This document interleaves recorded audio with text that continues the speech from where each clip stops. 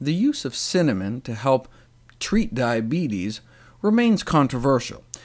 We know that cinnamon is so good at controlling one's blood sugar that you can cheat on a diabetes test by consuming 2 teaspoons of cinnamon the night before your glucose tolerance test.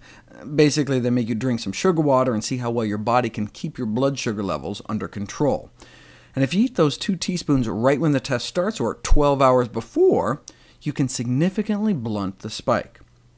A half teaspoon of cinnamon does not seem to be enough, but about a teaspoon a day does appear to make a significant difference.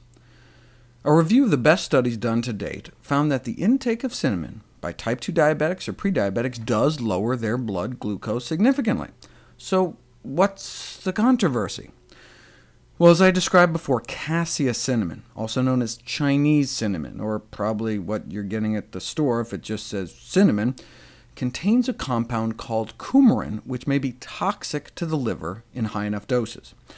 Originally, the concern was mainly for kids during Christmas time, where they might get an above-average exposure, but more recently some researchers suggested that kids just sprinkling some cassia cinnamon on their oatmeal a few times a week might exceed the recommended safety limit. The bold values here are above the recommended upper limit.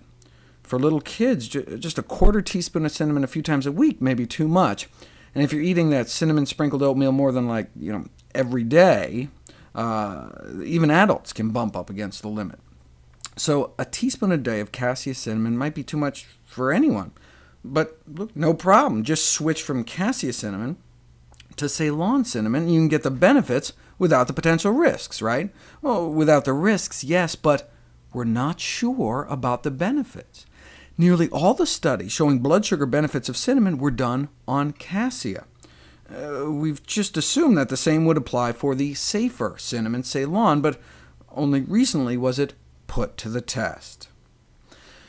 Owing to the presence of that toxic compound, the Federal Institute for Risk Assessment in Europe has warned against consuming large amounts of the cassia cinnamon, suggesting a switch from cassia cinnamon to Ceylon cinnamon, also known as true cinnamon. But we didn't know whether or not the true cinnamon had similar benefits until now.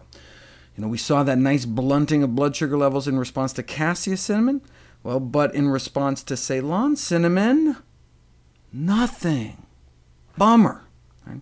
In fact, they're thinking maybe that potentially toxic coumarin stuff was the active ingredient in the cassia cinnamon all along. So take out the toxin, you take out the benefit. So they conclude, yeah, it's great that health authorities are recommending the switch. However, the positive effects seen with cassia could then be lost. So, should we give up on going out of our way to add cinnamon to our diet?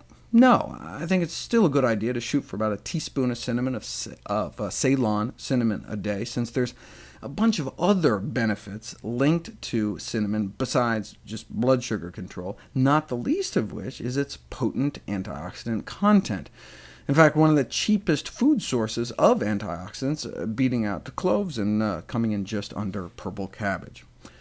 But cinnamon can no longer be considered a safe and effective treatment for diabetes. Either you're using cassia cinnamon and it's effective but may not be safe, or using Ceylon cinnamon, which is safe but does not appear effective.